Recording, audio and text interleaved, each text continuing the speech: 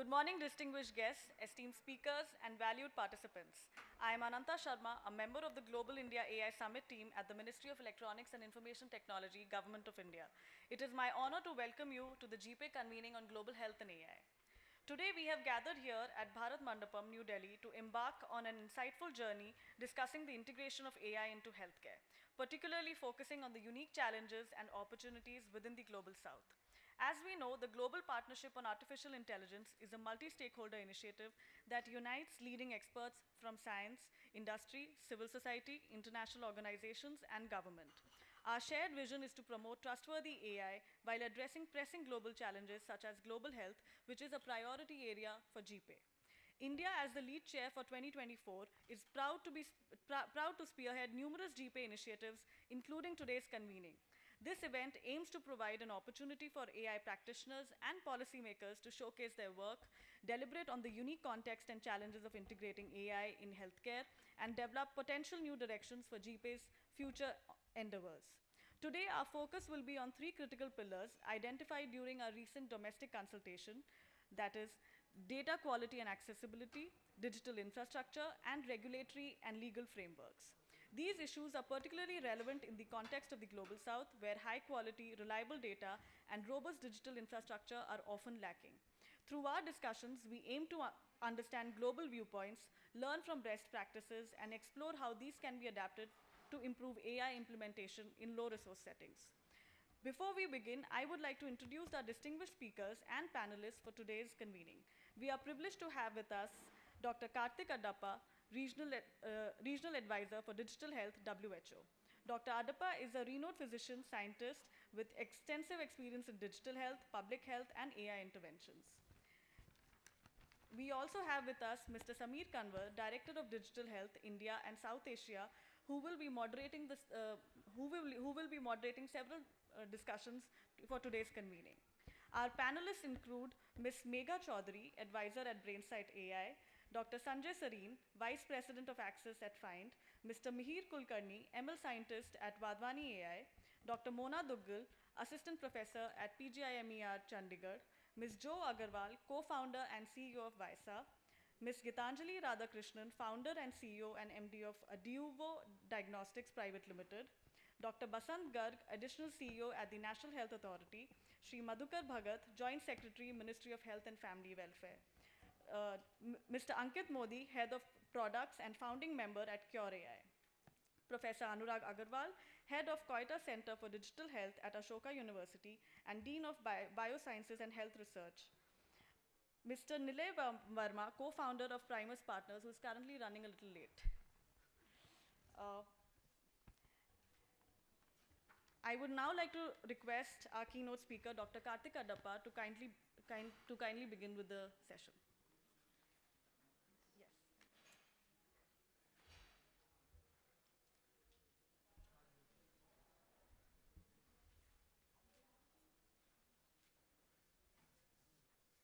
Well, we probably don't still have AI to get us the clicker, so I'll get started as we get the to get the lay of the land.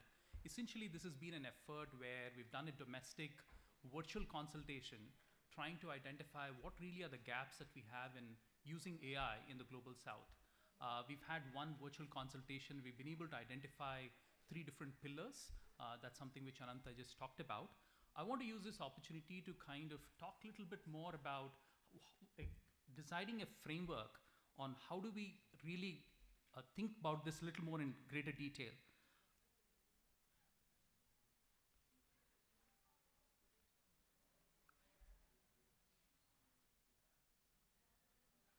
The clicker isn't. Can you manually do it, please? Can you change the slide manually? The remote is not working. Okay, perfect. Thank you. Thanks. So what I want to do is first I want to talk about what is the widening chasm between the global north and global south in AI.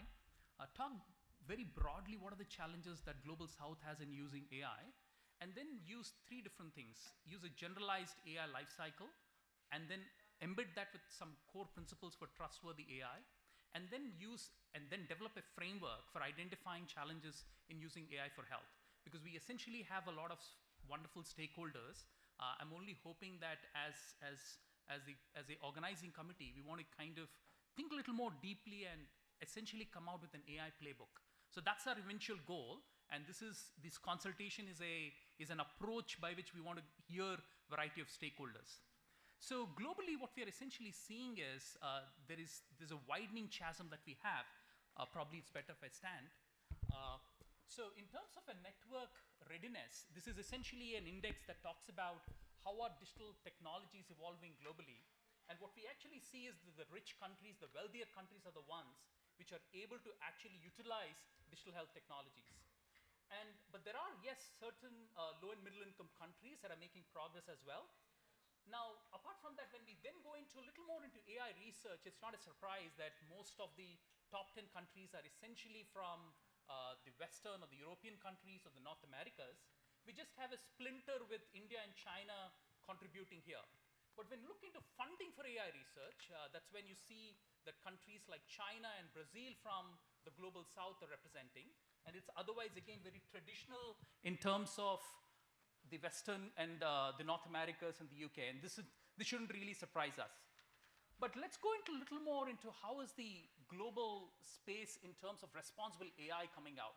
What is very interesting is this a very recent report that tried to look into how is the global index on responsible AI across the world.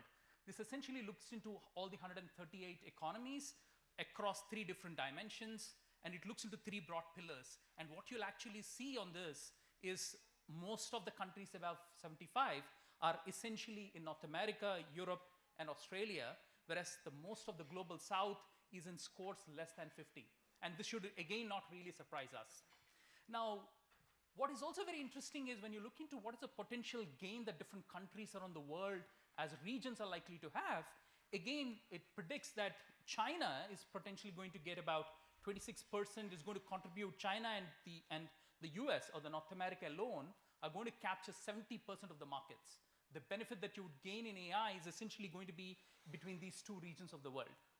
So with this being there, but how about our users? While we see now very clearly, whether it is in terms of funding, whether it is in terms of research, whether it is in terms of the basic infrastructure, you can certainly see the global north taking an upfront lead. But in terms of the country share by the users, you'd see very interestingly that the global south, there are potentially the large number of users using these large language models. So our users are continuously using AI, even as we speak, and so therefore the AI adoption scores are also fairly high. So here is a time for us to think, what do we then do? So I want to kind of, when we think very broadly, and this is something which we said from the global consultation, you would talk about this as very broad challenges for AI in healthcare. For example, we would all talk about, are we really addressing our local priorities? Are we looking to very contextual, specific healthcare problems that are unique to our area? And we also recognize the fact that we have data scarcity and quality issues. We, of course, have infrastructure issues. And then there are a lot of contextual differences between how you would implement AI within a high resource setting versus low resource setting. There are ethical concerns. We recognize a lack of workforce capacity, regulatory frameworks, and of course, what about the cost and sustainability? Are these AI solutions that are coming out as splinters in our ecosystem, are they really sustainable in the long run? What about the cultural acceptance? Are our AI solutions really trustworthy enough? What about interoperability issues? So you would see that these are the broad challenges that anybody would talk about. That is generally been thinking. But let's get into let's get a little more deeper into what is essentially the gender equitability, and especially in the AI in the global south. You certainly see a large amount of data gaps for marginalized communities. Are we having data sets that would really think about specifically the underprivileged and the marginalized societies?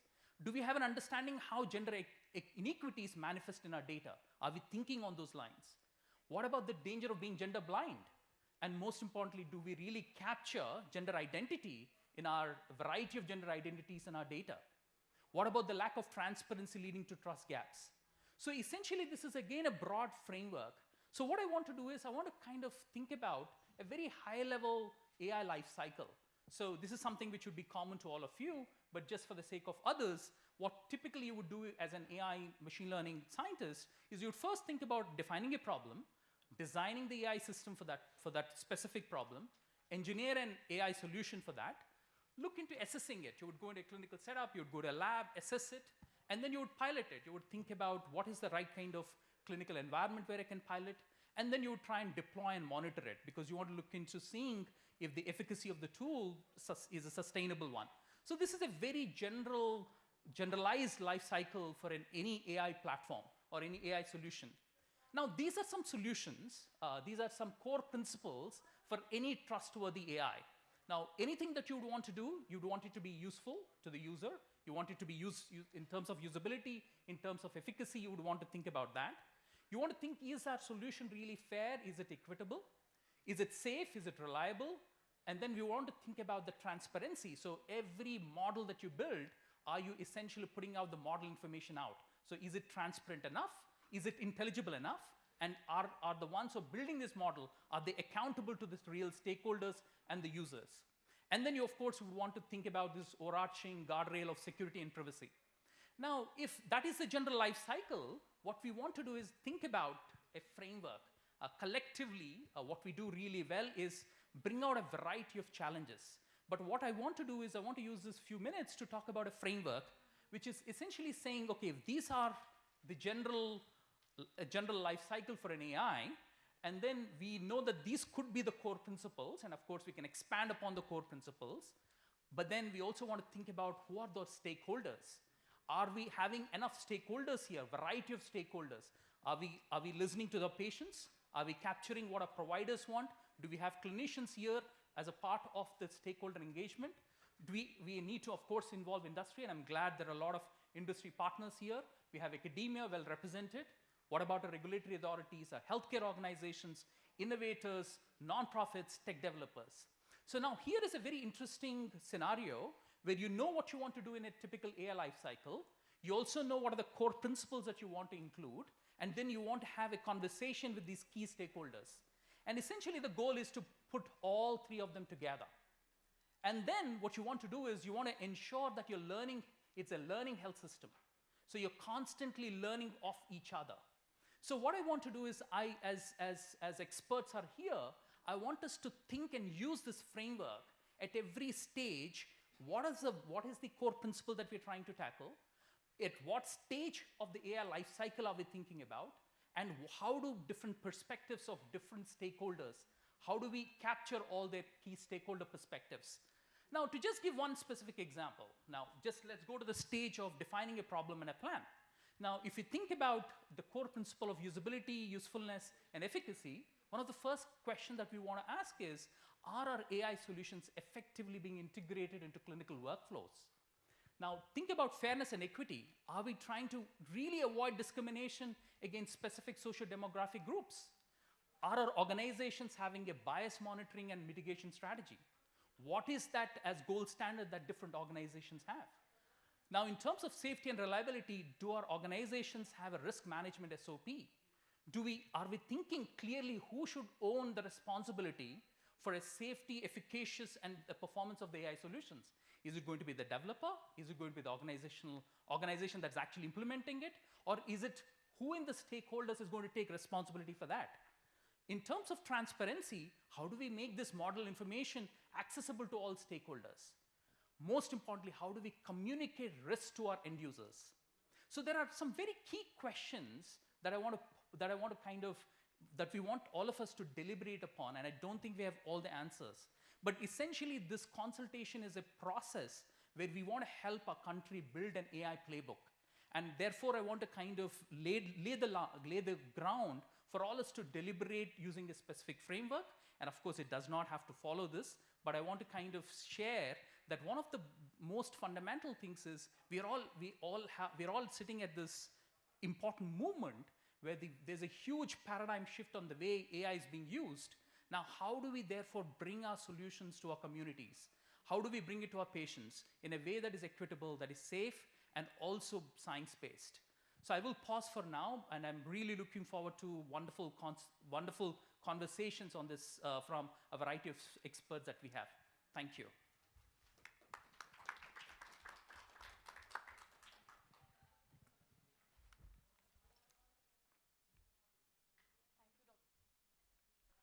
Thank you, Dr. Adappa. We now have Shri Madhukar Bhagat, who will be talking about the integration of AI into healthcare from a government's perspective.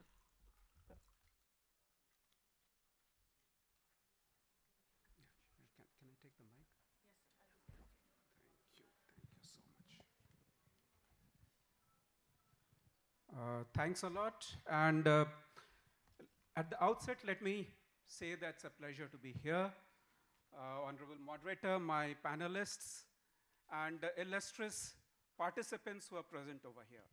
The focus of what I'm going to say in brief is essentially going to be in AI and health, specifically the government health sector perspective. So the pillars have been defined, and let me congratulate first of all Karthik on an excellent opening session, the keynote which has set the ball rolling. We are talking about the various pillars, and I'll be talking about more specifically what are the poignant areas, specifically from the AI, health, and government perspective. But when I talk about government perspective, quite a few of these elements will be present in other areas of private sector. Quite a few elements of these will be present having a universal presence as well. So the first thing is defining data standards. When we talk about data quality and accessibility, a very important element is what should be our data standards. And if I talk from the government experience perspective, then each project is very unique, and at the outset we have to look at to what is the data standard. We should not be looking only from the perspective of the project or a specific project being an end in itself, but it may require a continuation. And if we want to make use of the synergy of research, then what work has been done on a particular project has to be carried forward. And that's why data quality and accessibility is important, but defining data standards becomes extremely important. For example, I am doing a project on diabetic retinopathy, then what has to be the standards? They has to be defined. And not only the standards as far as the core disease is concerned or the health parameters are concerned, what are going to be the parameters as far as the other accessories, the measuring instruments, and other parameters that would be acceptable as far as implementation of the project is concerned. Data quality is always, extremely important. Interoperability.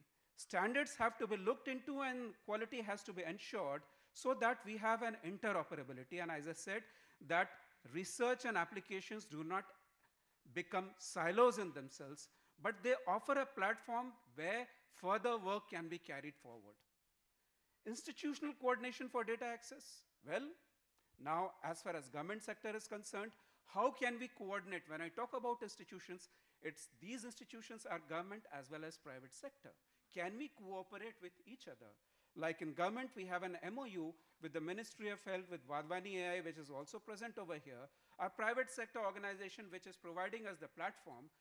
And we have the institutions of excellence, which includes the AIIMS Delhi, the PGI Chandigarh, whose representatives are over here, and AIIMS Rishikesh, which all the three are coordinating. So institutional coordination. But institutional coordination is also important not just for launching a project, but also for access to data. It's not necessary that one institutions like AIIMS Delhi may be having all the data, and why we not have a look at the PGI Chandigarh or maybe a private sector hospital. Can we enlarge our scope of cooperation? That is the principle that we have to think about. Common data repositories. Now, how do I use data collected over in a particular research so that we have a common data repository? And I said, this will help the research and the application not to be limited to itself. Support system, now extremely important. When we are talking about a project, we are only talking about the IT platform. Yes, it's very important, and that is given. We are talking about the data, extremely important. But when we are talking about the health sector, we also have to be very conscious that the doctors are hard pressed for time. They are the drivers, they are the movers and shakers. And many support systems will be required. One of them can be the human resource. Who's going to enter the data? Huge amount of data has to be entered. AI is not going to enter the data directly. And at the end of it, there is a human being, a data entry operator, for example, who has to take the medical data which is available, who has to feed it in the systems which is hungry for data. Regulatory framework was another pillar. I'm briefly touching upon it. When I talk about regulatory framework, again, the issue of standards are going to come. There are going to be regulatory framework which are defining certain standards. Regulatory framework will also take into account to some extent the quality of the data. For example, if I take the DPDP Act, which has come recently, we are talking about fiduciary relationship, we are talking about the anonymity principles, whose responsibility is what. And then in that particular case, when we are defining standards, when we are talking about data quality, we also have to take into account the regulatory framework.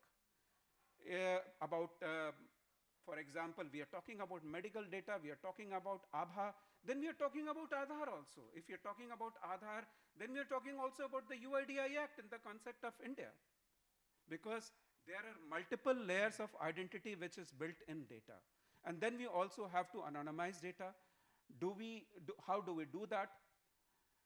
Common data repository support systems, again, they are also a part of our regulatory framework, because if we are talking about data repositories, then we are also talking about sharing of data, whom we can share data with, what is the nature of that data, the principles of confidentiality, they apply.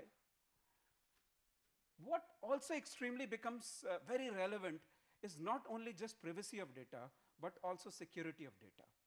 And this is one area we often tend to overlook when we are lost in the glitz and glamour of AI, that data security is extremely important. What is going to be the standards for data security? The accepted industry standards, is it going to be sufficient? The experts have to think about it.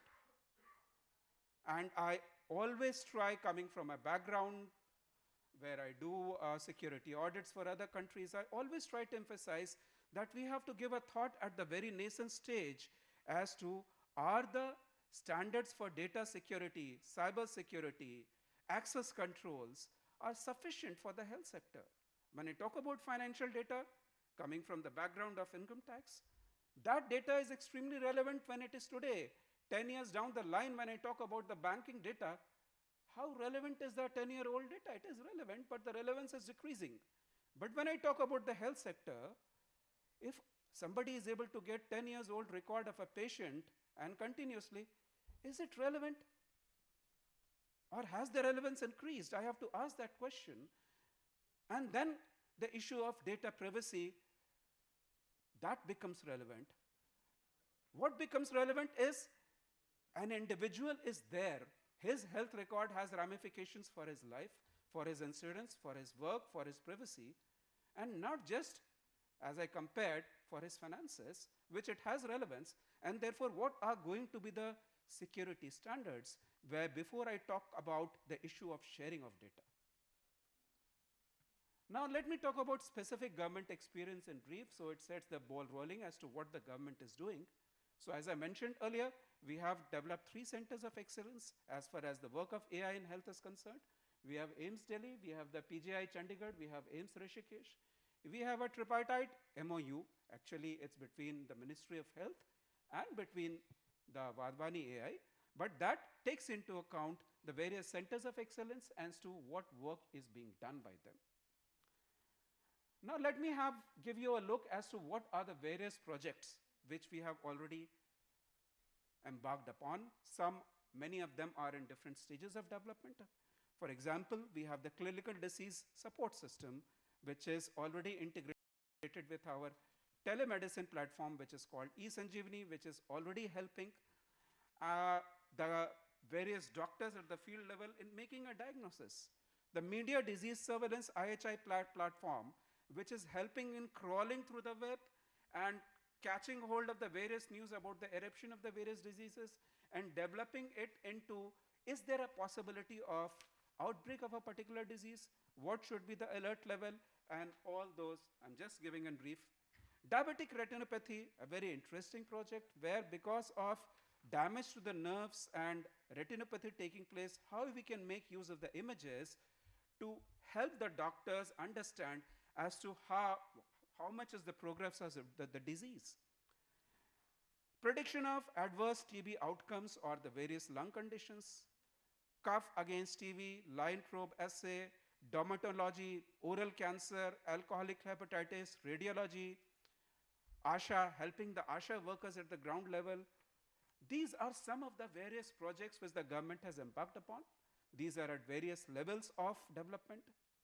But let me tell you one thing which I feel is extremely important. The work of AI is not just for the purposes of brainstorming. The work of AI is not just for the purposes of development of a proof of concept. The work of AI has to be application oriented, especially for a country like India, especially for the government sector. And the reason being that, look, there are 3 Ds which govern the health sector of India and especially AI. The first D, I would say, is the huge demand. There is a great divide. The divide is across demography, and that divide is, we are very conscious of the fact that the lack of health penetration which we have. The government has made lots of effort, the private sector has come up with its own effort, but still the ratio of the doctors to patient, as we can see in India, is still on the adverse side. And we would like to make use of AI solutions to bridge that divide to the extent possible.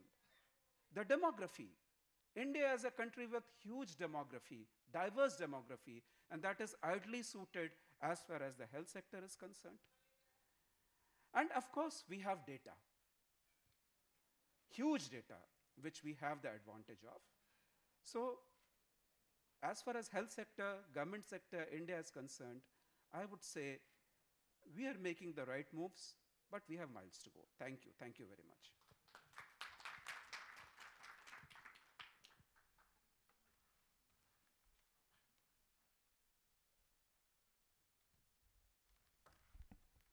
Thank you, sir, for your enlightening address. Now I would like to hand over the session to Mr. Sameer Kanwar, Director of Digital Health for India and South Asia at PATH, who will be moderating our discussions today. Over to you, sir. Thanks, Ananda. Thank you so much. I think probably I have a very little role to play now after these 2 presentations, actually, because largely that was the focus area of the entire discussion. So what I'll do is quickly probably just summarize as to what has been covered and just drive the discussions, because as I see we have exactly about 57 minutes, and I'll take 2 of them, so that leaves us with 55. Quickly, we've talked about data, and in data we are looking at the availability, reliability, and the accessibility to data. We are looking at the privacy concerns around data. We are also looking at the overall quality of data. We've said we've got huge amount of data, but we need to look at the quality. We need also to look at the continuum availability of a continuum of data in terms when we look at AI models to be able to use them, and the availability of data in public. All right. So public data sets, I think, is a huge call, and a huge cry which comes from the private sector always, right? We talked about regulatory frameworks, and probably also we need to include the validation frameworks, and I'm sure we've got experts in the room who's going to talk about it. How do we validate and who certifies, right, these products? Everybody claims today in the private sector, I have 80% efficiency, I have 90% efficiency. Which is the institution? What is the institutional framework which is available? And Dr. Madhukar talked about the institutional framework in terms of the center of excellences being set up in India, right? Can those be the places where we could look at certifications coming out in terms of who's validating those products which we are talking about, right? What are the data sets which have been used? What are the gold standard data sets available against which the algorithms need to be tested out, right? I mean, because I think largely what we are looking at is there's a huge trust deficit when we look at AI, when we look at the private sector, and when we look at the PPP model, which we keep talking about, private-public partnership. It doesn't happen in the AI world is largely because of the trust issue. How do we, together as the stakeholder community, build that trust around it, right, to be able to work in the same space, right? Because technology is going to come from the private sector. There's absolutely no doubt about it, right? The scale lies in the public health sector. Who and how do we bridge that gap, I think, is what probably we should be looking at when we are looking at Global South. And what Dr. Karthik Adappa mentioned very clearly was, how can we look at the center of gravity, if I may call that, to shift of technology from the north to the south, because that's where the scale is, that's where the requirement is, that also is the place, fortunately, where technology is now coming from, post-COVID. So how can we leverage the sets which are available in India as to be able to lead that discussion going forward globally. Lastly, also, probably one aspect which may need to focus on in part of the discussions is how do we build evidence, because that's probably in the health sector is a crucial piece which is as of now missing as to how do I build evidence for use of AI, evidence for use of digital health, evidence for use of technology, right? So with this small summary, I'll move to you, Sanjay, because you've got probably the largest amount of experience in this room, if I may say so, in terms of the diagnostic space. And you've been working with global organizations with multiple countries across the globe, and you work right from the strategy down till the implementation level as far as diagnostic devices are concerned. And there's a huge amount which is happening there in terms of building of hardware as well as the softer pieces of algorithms being used on diagnostic devices. Where do you perceive this, these AI-enabled diagnostics, if I may call so, moving forward? What's the scale which is available, and what's the impact which you foresee coming from these devices being implemented? And if you may just spend some time in diversifying into what is going to happen in the private space and what is the applicability in the public space for these. Thank you. Thanks, Samir, and a very good afternoon to everyone. So yes, I think rapid advancement of artificial intelligence today has the potential to transform access to screening and diagnostic technologies, both in the public and the private sector. And in fact, we're already seeing that AI-based solutions have, the potential to empower individuals to take informed decisions on, where to get tested, how to get tested, and when to get tested. And we saw this, for example, during the pandemic. We started with the PCR-based solutions where everyone was flocking to the labs, and then how the rapid diagnostics or the RAT test, which became available, and finally the self-test becoming available, which sort of gave the individuals, agency over their well-being, that they have the power to get themselves tested, But then again, I think there were challenges, specifically with how to read those tests, and how to make sure that the data gets transmitted to the likes of Indian Council of Medical Research and the Ministry of Health, so that you're able to sort of, look at it from a surveillance standpoint. And that is where I think AI-enabled apps, which can allow the community healthcare workers as well as, the patients or individuals like us to be able to read those solutions, and in the security of the homes have a lot of potential. Then I think AI-based solutions, we are already seeing that they have a huge potential to sort of enable task shifting.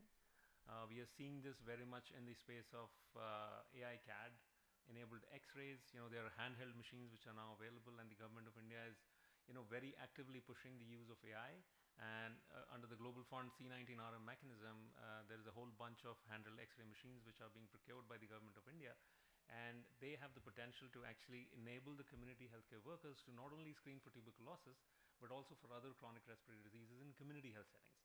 And then more importantly, not just screen, but also, the AI-enabled software is also able to provide them with some sort of an interpretation basis which they can either triage, or do some level of diagnosis at that level.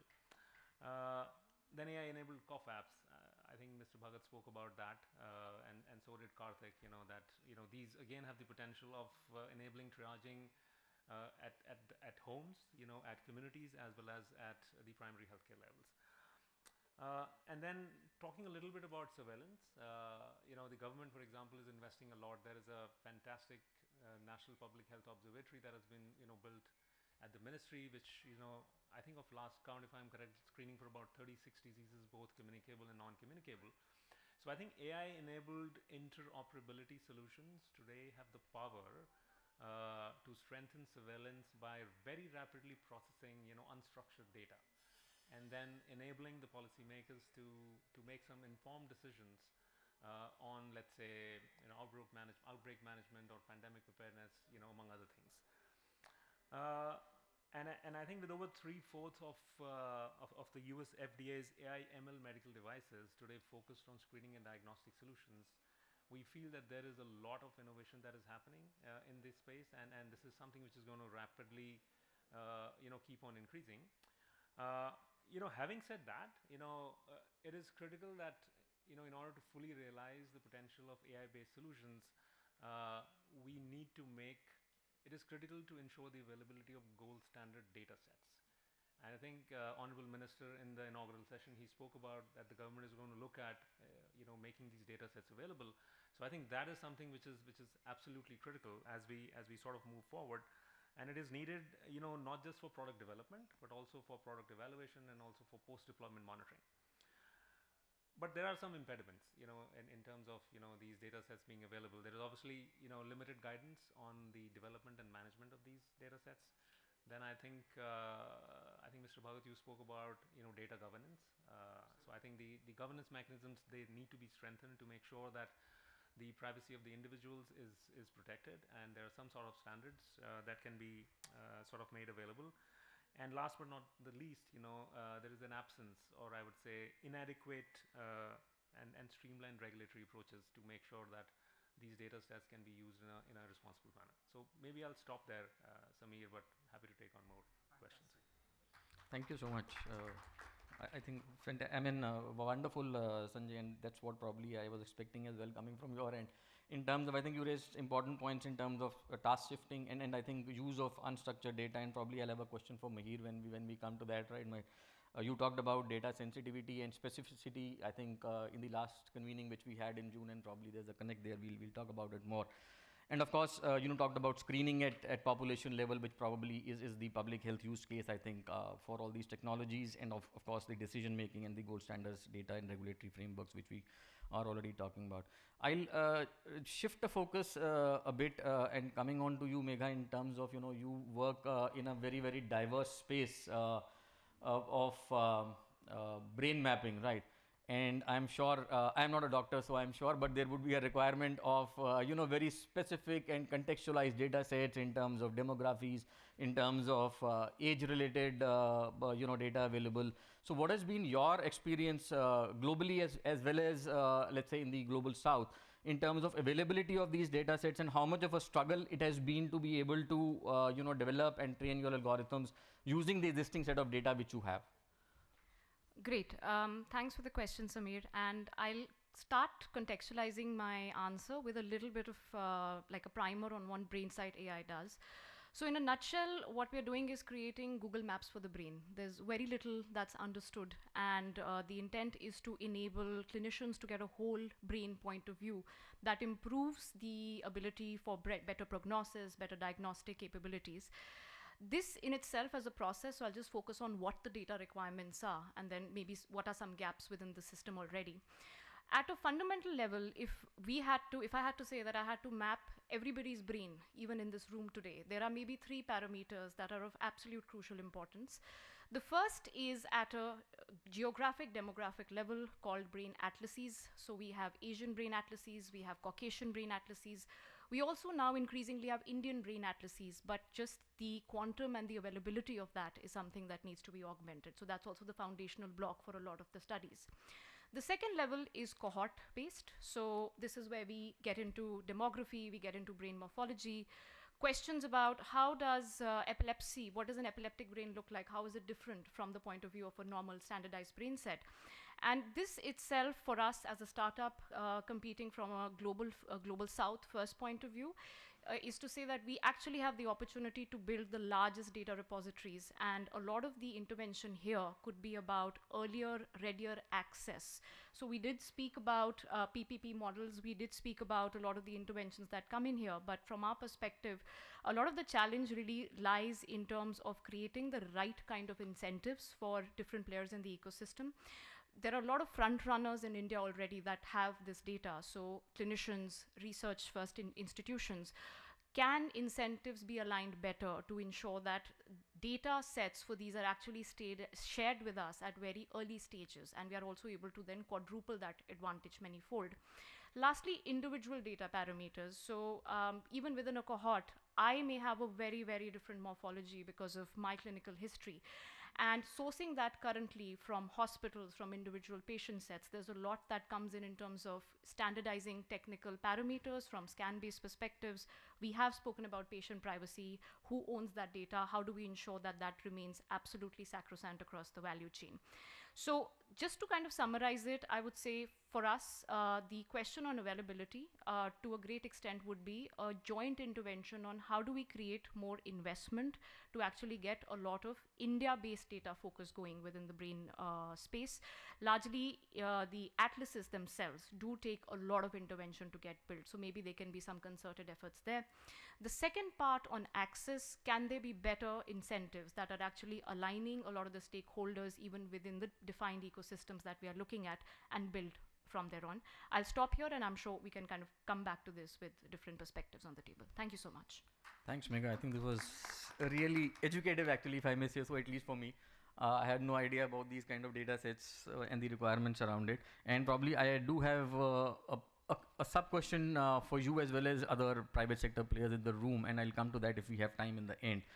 Dr. Basant, I'll move on to you very quickly. You've, as the helm of NHA, you've been at the forefront of getting the sectorial DPIs for health up and running in the country, and you are now probably well placed to move into the maintenance mode where you will be probably evolving and taking it forward.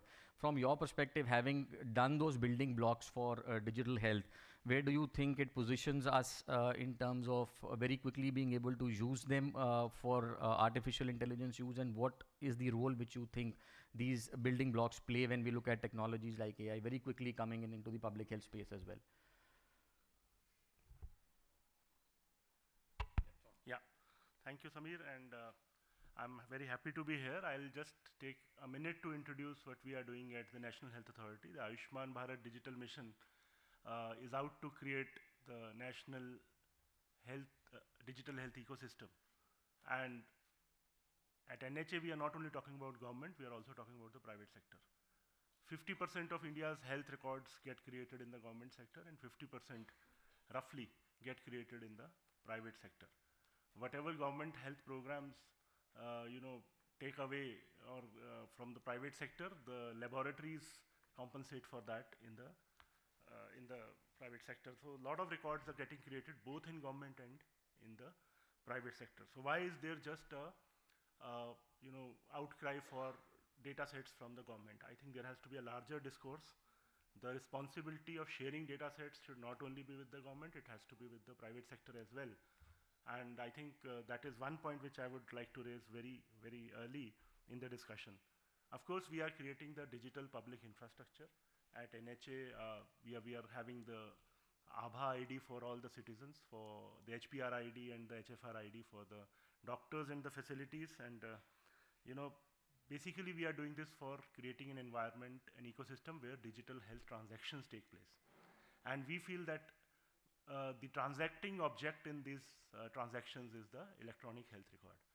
So maybe we also need to look at how much of our total volume of health records is actually electronically available. Of course, the digital mission is pushing the whole health ecosystem towards creating more and more electronic health records. So without the electronic health records, the discussion around data sets and interoperable data sets is pretty futile. I think till the time we have these data sets handy, this discussion has to probably factor that in, and we have to ensure that it's a coming together of all the stakeholders into contributing these data sets and using these data sets, as was highlighted by the presentation by Karthik here, around the principles of AI and the involvement of stakeholders during this discussion. At NHA, we are ensuring that our whole approach is citizen-centric, wherein the citizen is in control of his or her health records, and the consent of the citizen is quite central to our architecture. And the recording of this consent during this whole transaction is something that which Samir talked about, having a system where we have evidence of a transaction taking place, of logging all these consent artifacts. So that is one point, I think, where the digital mission is trying to address this problem. I think there is a lot to be done on the regulatory part. DPDP Act has probably helped us, getting our basics right, but still, when it comes to privacy, the policies around anonymization, creation of data lakes.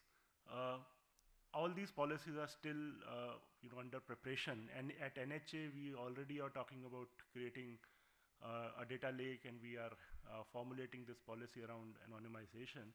But I think all of us as stakeholders, as thinkers around AI, as votaries of AI, we need to move quickly around formulating these policies, because without these policies, and their applicability equally to government and private sector. I keep repeating that because somehow I feel that the whole onus of sharing the data sets today seems to be on the government. So I think I'll stop there about the initial part. The government of India very recently has, during its presidency of G20 presidency of India, we went ahead and we had the global DPI repository, which is available online. The Ayushman Bharat Digital Mission in itself is a DPI. We are offering it, to the whole of the world. So I think there needs to be more discussion around it, around the whole need for digital public infrastructure. Thank you so much, Dr. Vasant, as usual, to the point. And in fact, you snatched one of my questions, which I had for the private sector players, as to why are we expecting always the government to share the data, and why can't the data available with the private sector also be shared in the public? Probably we'll come to that in the end if we have time. But I think you raised very, very important aspects, which probably were a part of Dr. Madhukar's presentation as well, in terms you are creating a continuum, as we understand. With the ABHA, you are looking at making digital footprints in terms of availability of data points, and you talked about interoperability, which comes automatically with these building blocks. Excellent. And then of course, very important point you raised was the human-centered design and the patient being, and that was one of the points we were discussing with Mona also, right? She was mentioning that, consent, when we look at consent, we keep taking consent from the doctor. Nobody talks about the patient whose data actually we are about to share. So great points. Mihir, I'll move on to you, you being the scientist in the room, and we understand the kind of path-breaking work which, Vadhwani has been doing with the government at one end, and also, building that core infrastructure for digital health as well as AI in India, very specifically. And we've seen a lot of your work happening on ground. You've been able to create those use cases, from public health, and being able to moving towards creating at least basic data sets availability with whether, for TB, the field lead was there. Then you had the anthropometry, research which has been done. And I'm very specifically coming on to, how much of this, when you think, is applicable to the global south, and how much of effort and how much of potential investments start playing up, when you look at creating this kind of an infrastructure, institutional infrastructure, in terms of data sets, in terms of building those algorithms, looking at those use cases, and how much of it you think, and I'm coming to your point which you mentioned last time in June proceedings, that the sensitivity and the specificity vis-a-vis, the coverage aspect of the availability of data, and with the new technologies coming in, we are probably, we are looking at smaller data sets being used to do larger pieces of work. Where do you think we can go forward from here in terms of spending lesser money, being quick on adoption of technologies, and being able to demonstrate these use cases which you've been working on for so long? Thank you. Am I audible? Hello? Yeah, Fine. Yeah. Oh.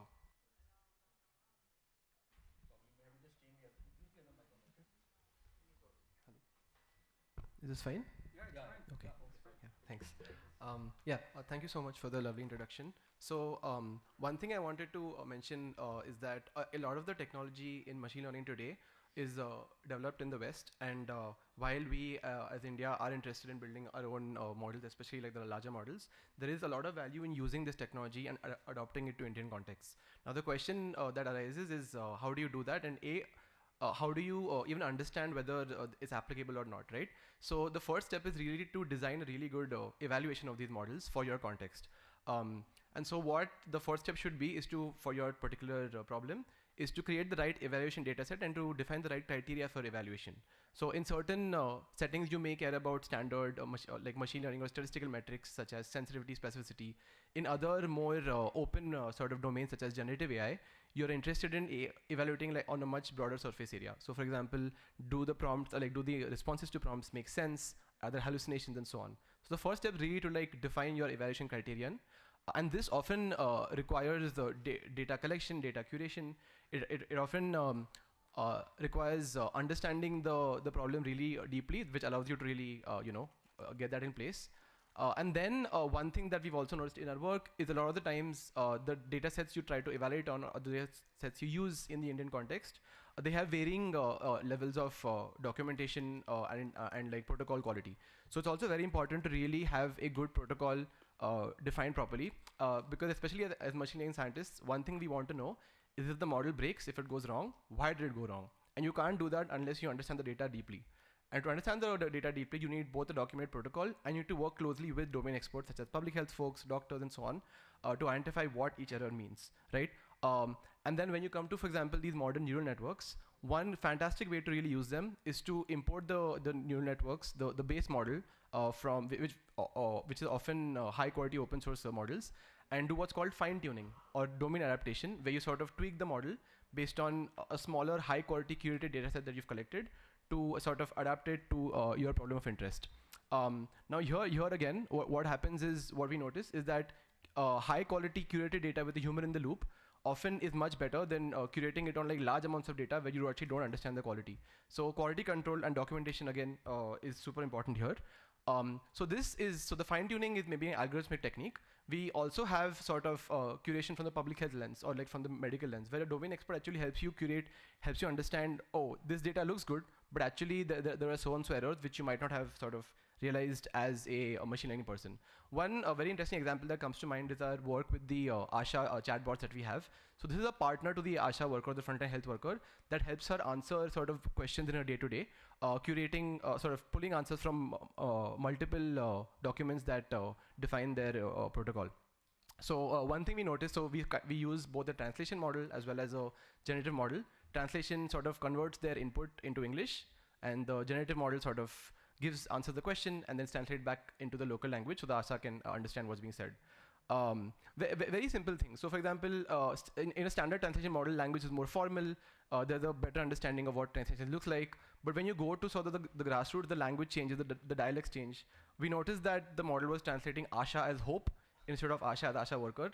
So like small things like this really can break your flow if you're not careful. And so I think at the end of the day, just like understanding how to sort of fine-tune the model for your context really is the key. Thanks, Mahir. I think that was pretty insightful in terms of from the tech perspective. I'll quickly move on to you, Joe. You work in the domain of mental health, which largely is still a taboo. People don't come out, right? And therefore, probably there's a huge potential for use of technology there, right?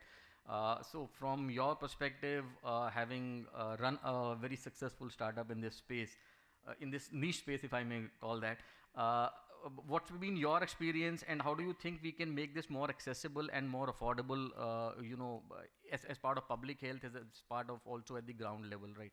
How does it work there at that cutting edge, if I may call so? Thank you so much, Samir.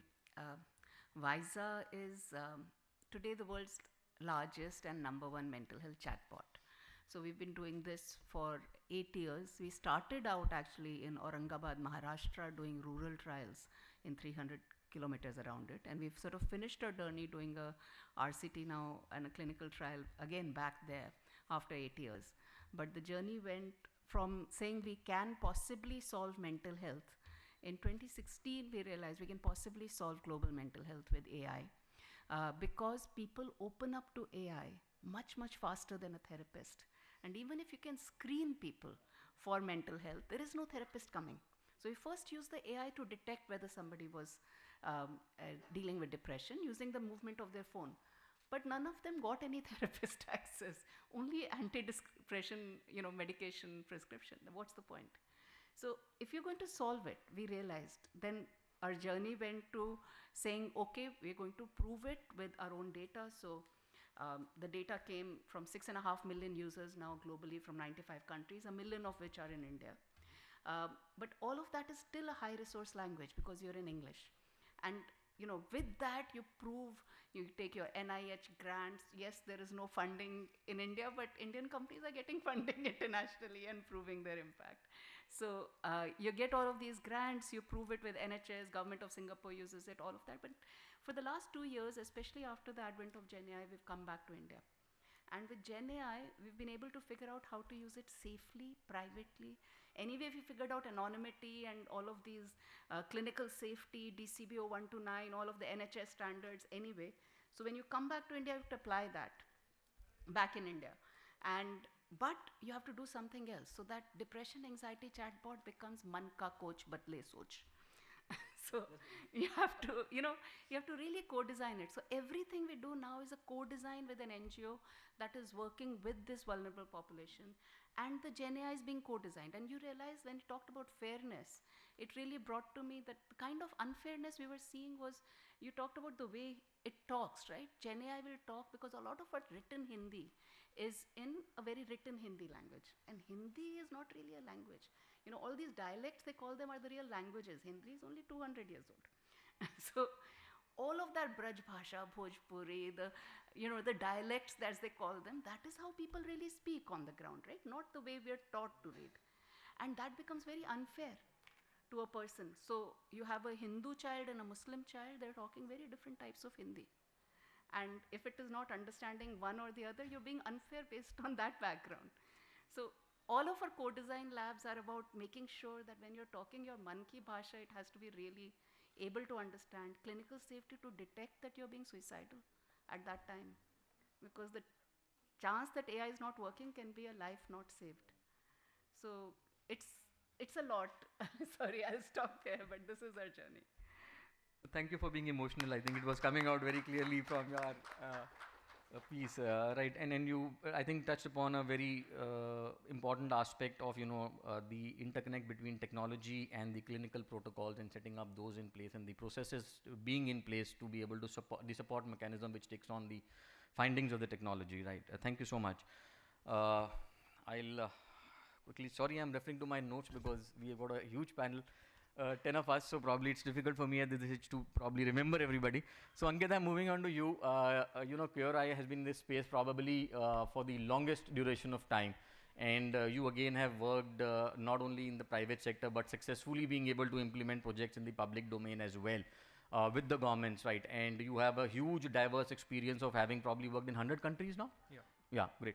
So from your experience and from your global experience, where do you think that, very specifically in the radiology space, the models which you developed, how much of them are scalable?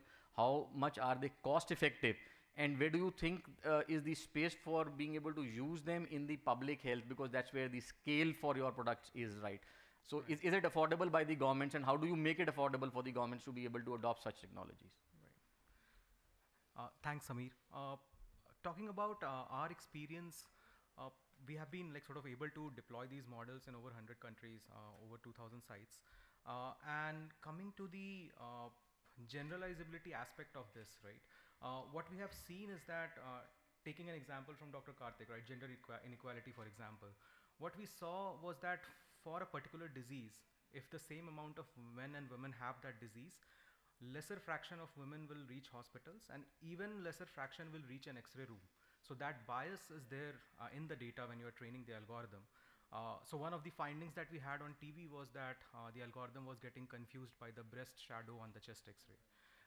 And we have been working with on foundation models in some years, and we have reached a stage where we can instruct the algorithm to generate a chest X-ray with a nodule of a 45-year-old woman and compensate for that lack of data through generative AI. So the technology can, get biased because of the biases in the society, but the same technology can also be used to tackle those challenges, right?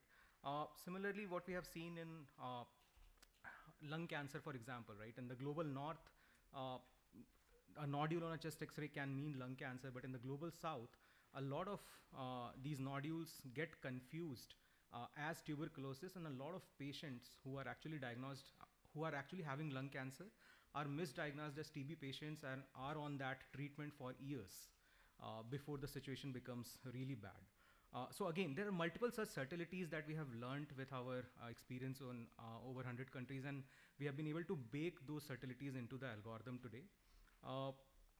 Taking another example, the regulatory point that Mr. Bhagat touched upon, right? When I go to a US or a UK, the first question they will ask is, these hospitals will ask is whether it is FDA cleared or not. I don't think anybody is asking that question on ground in India. So yes, we need to have regulatory bodies. For example, like, I mean, it should be, you can only use algorithms which are cleared by CDSCO or evaluated by ICMR, but we have not seen that question coming from on ground. So there is a lot of awareness that also needs to be taken in. We have been working on, what we have seen is that in countries like India and Southeast Asia, the surveillance model has been very, very successful. In fact, we ran projects with the government of India in some pilot sites in Baran, Rajasthan, a couple of districts in UP, and with BMC in Mumbai. And we were able to show that 25% more TB patients are detected if you run AI on a surveillance mode, not in TB screening programs, right? So basically, patient is coming for cough or pneumonia, and he or she has signs of TB, which will be detected 1 year later. By that time, the situation will worsen for him or her, and I mean, it will also like sort of communicate to a wider section of the society. So those pilots had been successful, and what we were hoping for is that now we can actually scale that model across all districts of India, and our estimate is that we can detect at least 500,000 more TB patients annually if we run AI on a surveillance mode. So those are some of the learnings that we have had.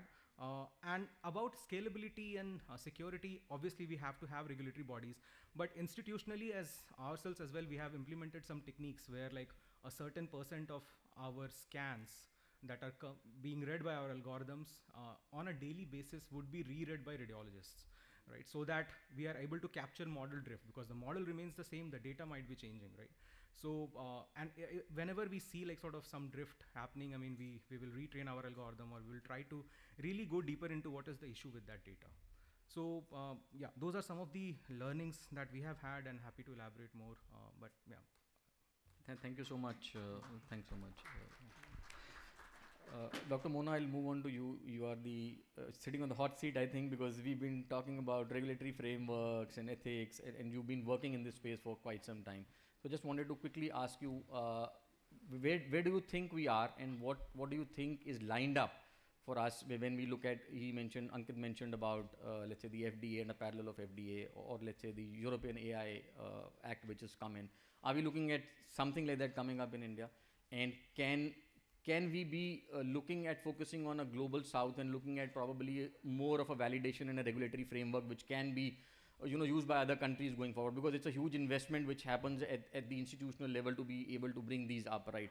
And second, attached to that was, how evolutionary do you think this needs to be, because technology is changing extremely fast. Within 6 months, 8 months, we are looking at new technologies coming up. How evolutionary do you think this should be, and are we working towards that or not?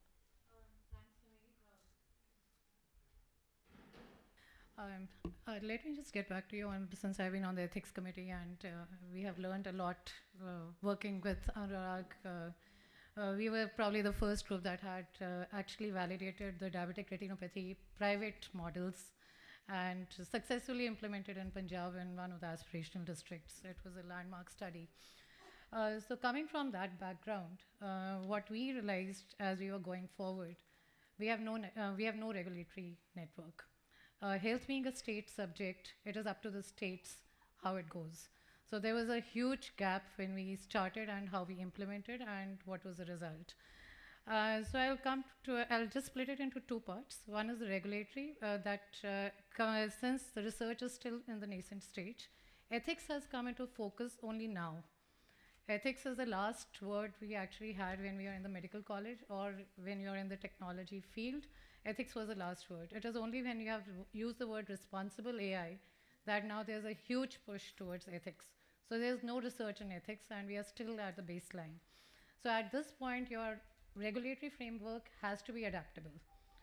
Since it is such a turning rapid pace, and a lot of AI startups are already there, it has to be adaptable, and going forward, based on our evidence that we are getting, those need to be modulated.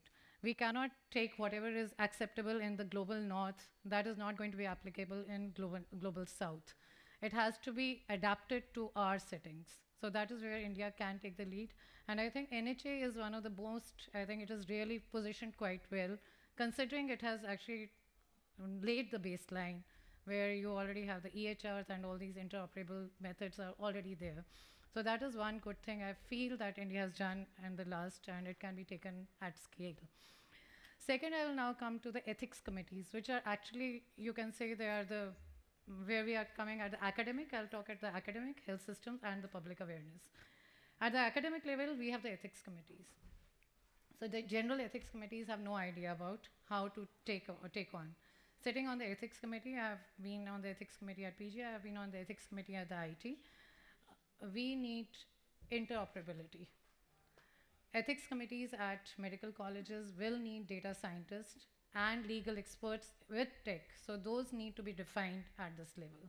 You cannot have general ethics committees. You will need to have specific, like we had stem cell committees. You will need specific subcommittees on AI ethics who are going to do it.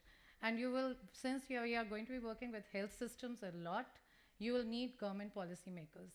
In the health systems, again, you will need a continued program, because many of these problems are people at the government level do not really understand. There's a huge push toward, at the digital level, but people who are going to be implementing it need that continuing program. They need to understand what is the procurement process. Suppose a company comes to me when I'm sitting in the seat. Do you have the sensitivity and specificity? I think your AI actually said about validation. That is exactly what we did when we validated these DR platforms. We actually looked at, we said, okay, you give us your sensitivity and specificity, we will validate it in the real-time settings. And the biggest flaw was they had tested most of their models in tertiary care settings. They were not ready for the public health settings. So that was the second. Last is public awareness. You'd go, you will get the consent. We are too simple. We don't even understand data. So you need to have this, I think, since the generation next is actually so, they know what data is, but people who are in the rural settings, they don't know what data. They are so simple. They will say, oh, it's a machine. They have that lab thing in mind. Acha, lab say, aisa hai. The lab will say, give it, and they'll be very happy with that. But they really do not understand what is data security. So we will have to run data security, data campaigns at the level, national level, so that they are aware what they are signing for, how their data is going to be used. So these are the three contexts when we say regulatory is separate, but at the level of the ethics who are going to be the applicants, we need innovation hubs, validation centers, and it has to be housed in academic institutions and centers, and a separate department of medical ethics needs to be created with a specific AI ethics and this thing where you have policy, data science, to be together. And unless until that is developed, we will still be struggling across how do we implement it. And of course, a validation mechanism has to be developed. So having said that, I think that is where we need to focus now. Thank you. Thank you so much, Dr. Mona. I think clearly, I think we got a lot of work to do there in that space, and probably that could be one of the inputs which we can probably take back to the GPAI forum, right, in terms of the institutional framework which you said needs to probably be set up first, and then we can look at the actual frameworks in terms of evaluation and validations, right? So probably setting up that rightly, and I think that's what even Dr. Karthik mentioned when he talked about the AI playbook and the AI life cycle. That's a huge piece in that, and probably we need to solve this puzzle as we go forward if we are looking at scale coming in. Anurag, I'll move on to you. I can't see you, sorry. Okay, thank you. You are in the process of setting up probably the most state-of-the-art setup in India, right, and having had the privilege of see it coming up. It's very exciting. So from your perspective, as you are setting it up, what are you looking in terms of the next generation of innovations and technologies coming up? And very specifically, looking at the community and the public health focused technologies. Thank you very much, Sameer.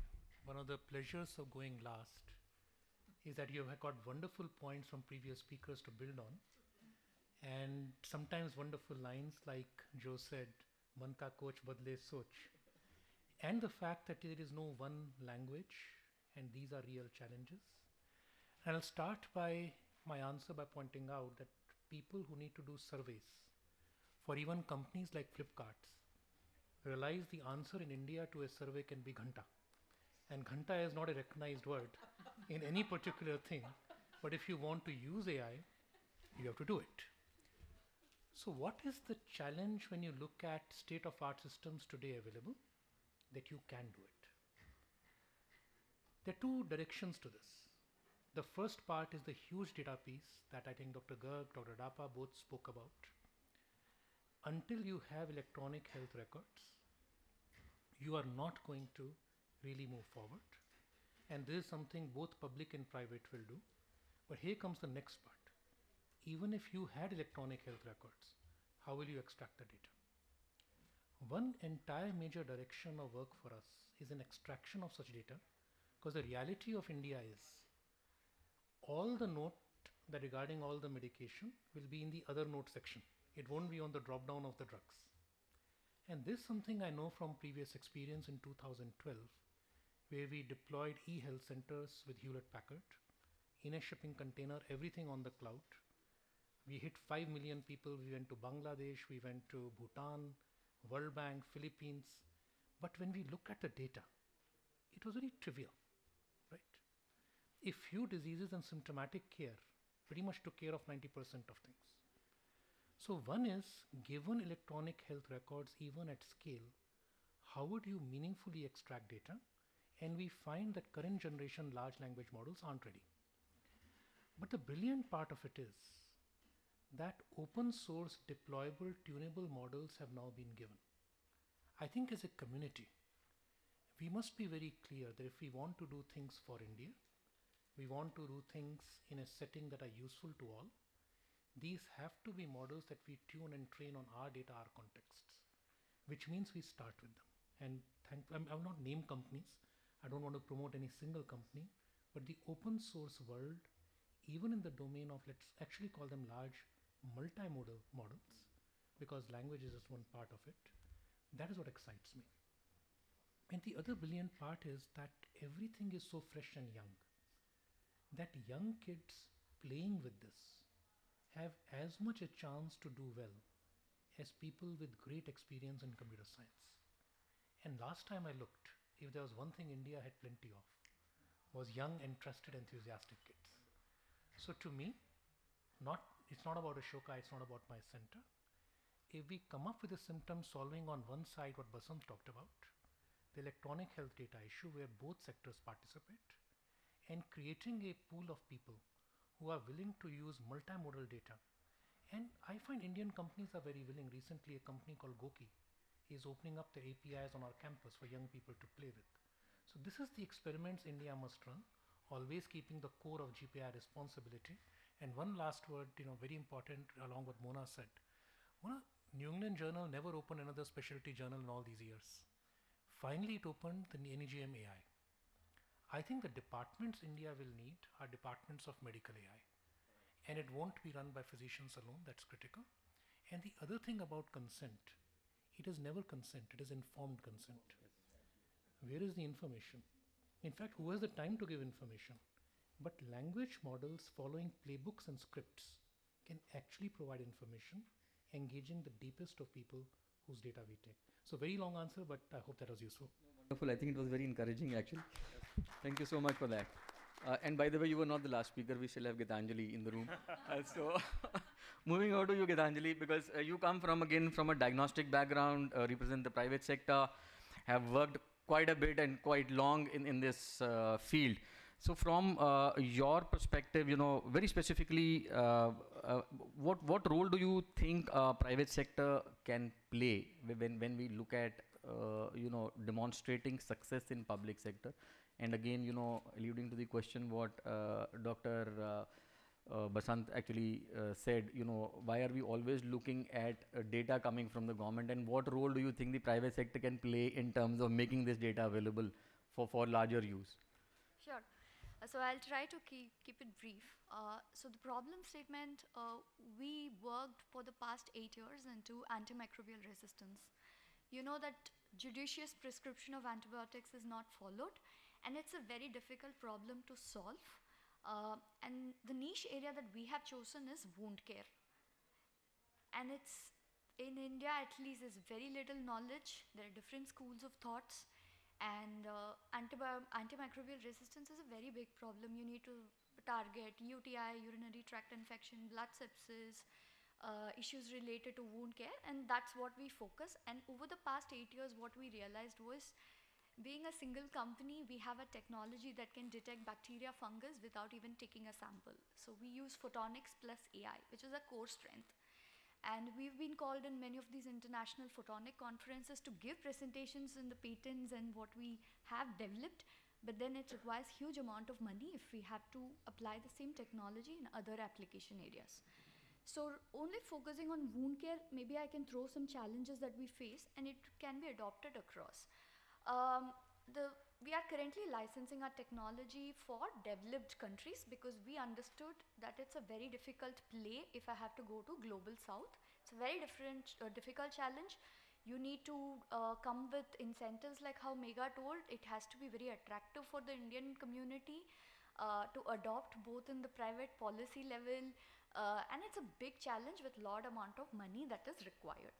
Now in US it's very simple because you have insurance providers, you need data, diagnostic tools are used, preventive tools are used. They look at the data, then only they prescribe, let's say, antibiotics or even advanced therapeutic solutions. So the first part of it in India, what we realized is there is no money in prevention and diagnostics. It's a very hard pill to swallow. I'm so happy that GPAI was able to do it because they've partnered with, AstraZeneca was one of a very good strategic partner, but not everybody is blessed with that. So we now have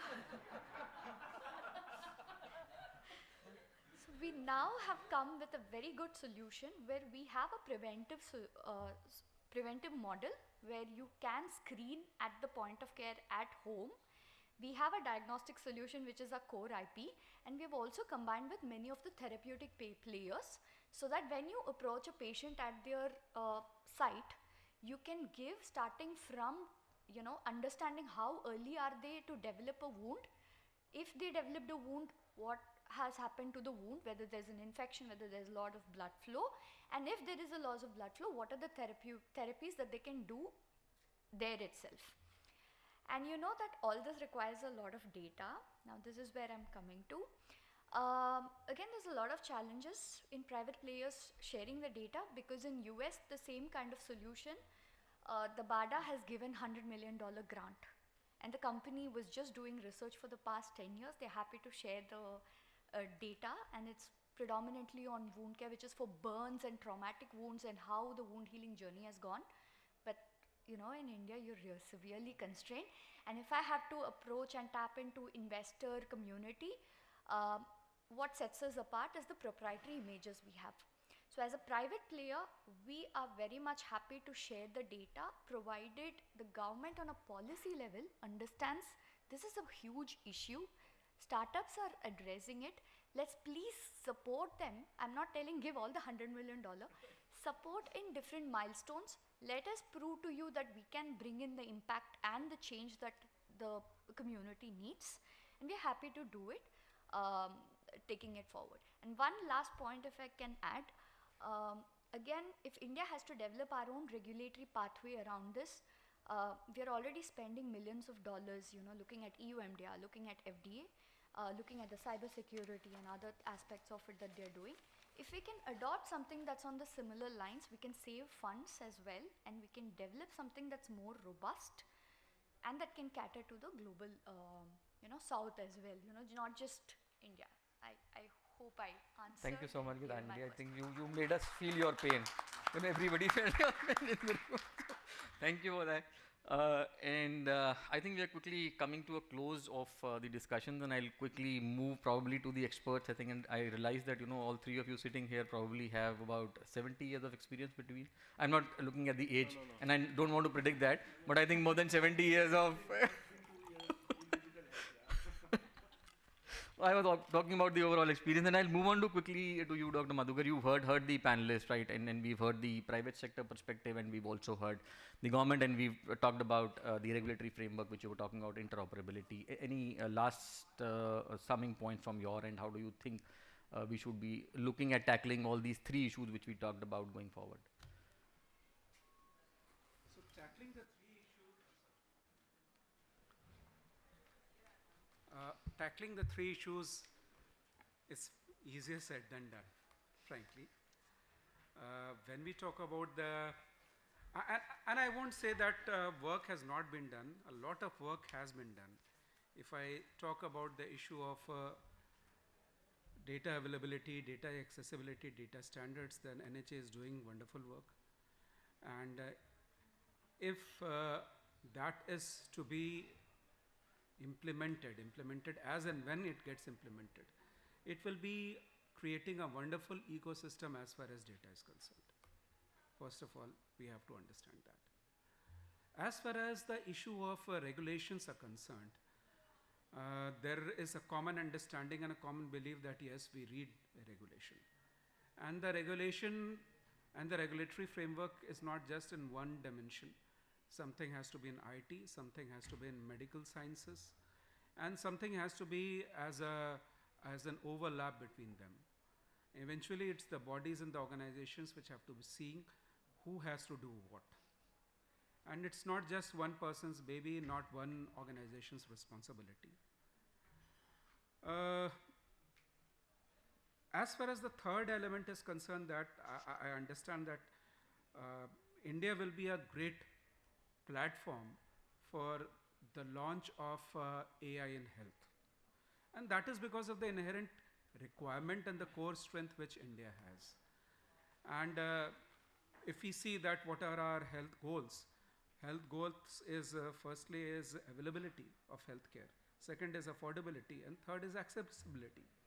And if I talk about integration of AI in different elements of technology, for example, if I take telemedicine and AI, which we have put together, then it addresses all the concerns. And it helps India to attain those goals. And as I've already spoken, that we have the huge data sets which we are there to tap. But again, the steps are already there which we are discussing. We have young people who understand technology. We have technology which is available, but then again we have to adopt it from the Western context to the Indian context. So these are some of the areas which is going to help. And last but not least, ethics has to be a part of a regulation also. That I feel eventually. So that's what I can add as a summation of what I feel. Thank you so much. Dr. Basant, moving on to you, any last comments you feel? How do we go forward from here?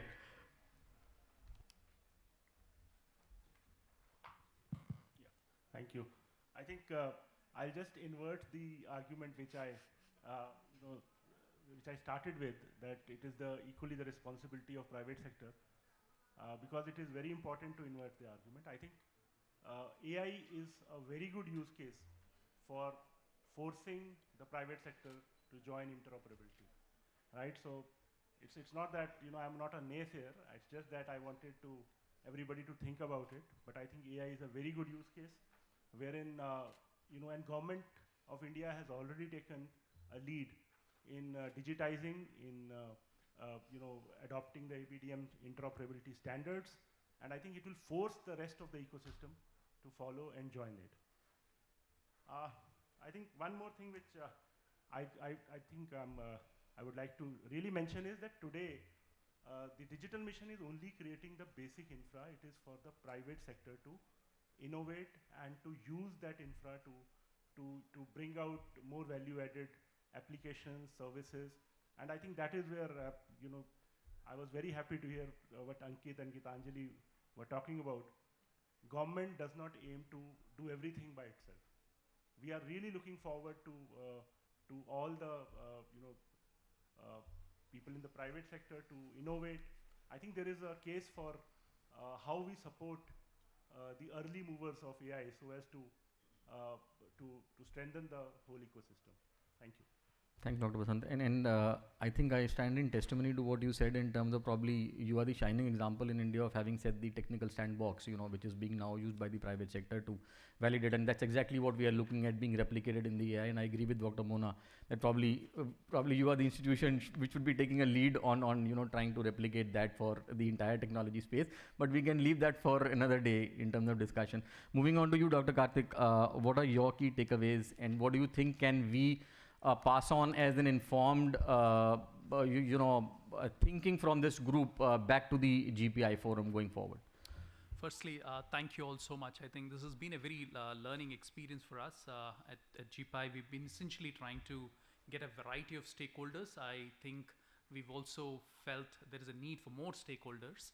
So that's the first one. I just want to kind of leave with three broad thoughts. First, taking on what Anurag talked about, the concept of open source, standards-based digital health solutions that we've done. Can India lead the path from the global south in coming out with these open source AI solutions? I think that's something which has been one of the key takeaways that I've had.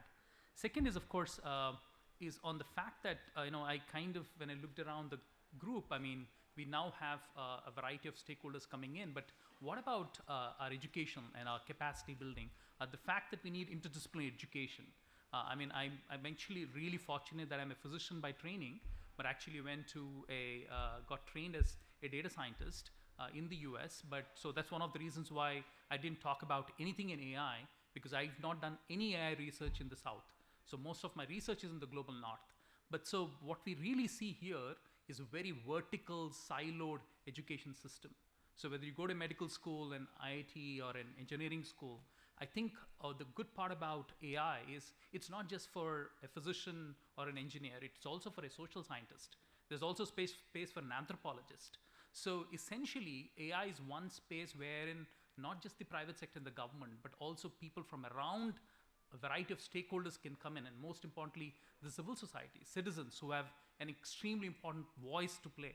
So I think, therefore, what I feel is, I think as GPAI, and especially for the organizers, we are extremely happy that we're able to capture a very diverse arguments, diverse perspectives. And I think essentially what we want to do is, in terms of the next steps, think about creating this playbook on how do we capture all these perspectives in a typical AI life cycle. And I really want to thank all the participants, as well who've been a part of this interesting conversation. I think we may not have time to listen to your questions, but we have the experts here, so please feel free to have great conversations. Thank you, Samir, for great moderation as well. Thank you all so much. Thank you, Dr. Karthik. And before we leave the room, I know you had quite a few questions in the audience, and we also had a couple of them, but unfortunately, because of the paucity of time, and like Dr. Karthik mentioned, I think we can socially engage after this. But before we leave the room, I just want to put a vote of thanks for Ananta and her team. Ananta, can we have you? Yeah, okay. Thank you. Thank you so much for organizing this. It's a huge effort, I'm sure, getting all of us with the different sets of times and organizations. And thank you so much for organizing this for us. Thank you.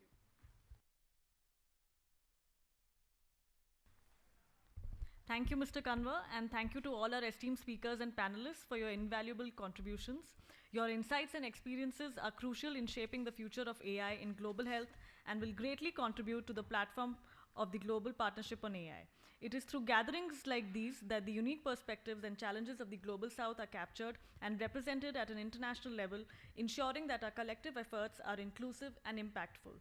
I would now like to invite Mr. Rajneesh Kumar, CEO, Director, Capacity Building and Finance, NEGD, Digital India, to kindly felicitate our esteemed speakers. Please join me in thanking Dr. Karthik Adappa. Sir, please.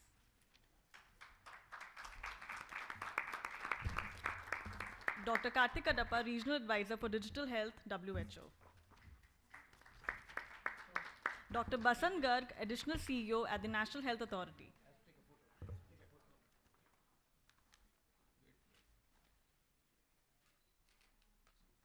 Sir, wait. Still not happy. Thank you. Dr. Basant Garg, Additional CEO at the National Health Authority.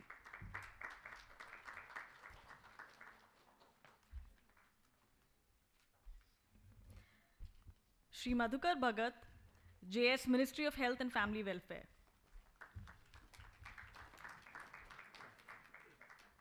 Thank you so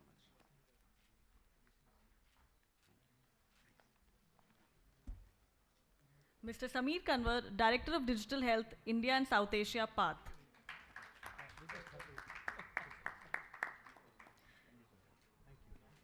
Ms. Jo Agarwal, co-founder and CEO of Visa.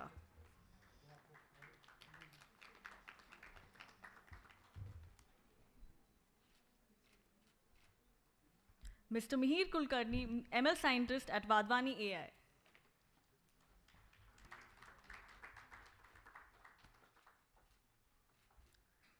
Ms. Megha Chaudhary, advisor at Brainsight AI.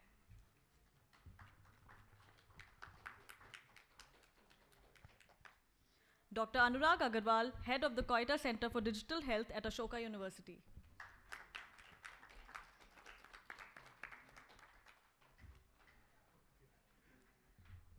Dr. Mona Duggal, assistant professor at PGI Chandigarh.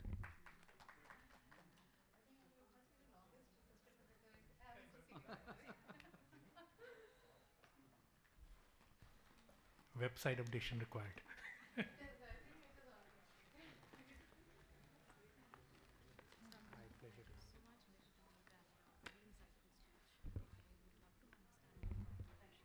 Dr. Sanjay Sareen, vice president of Access at Find.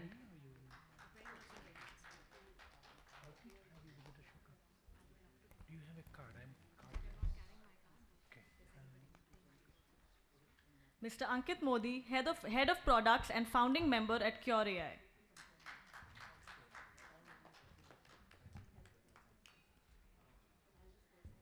Ms. Gitanjali Radhakrishnan, founder, CEO, and MD of Aduvio Diagnostics.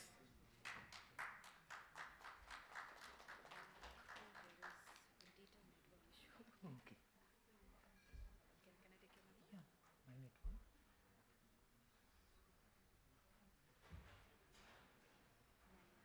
845 1946.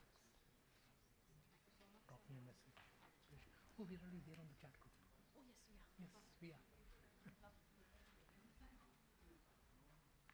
Thank you, everyone. I request all speakers to kindly stay back for 5 minutes so that the social media team can interview you. Thank you.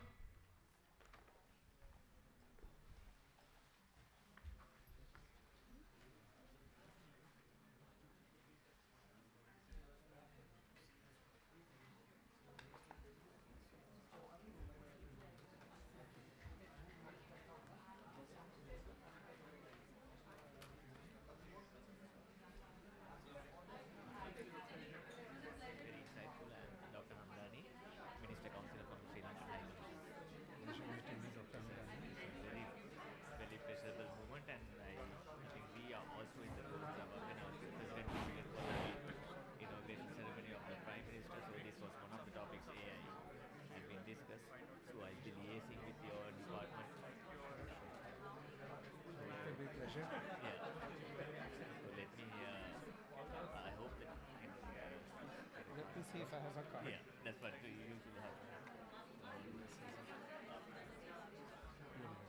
Thank you so much. So we'll be in touch and I'll get the health ministry to liaise. Sure. Because you very nice stars. NISG we met you last time. No.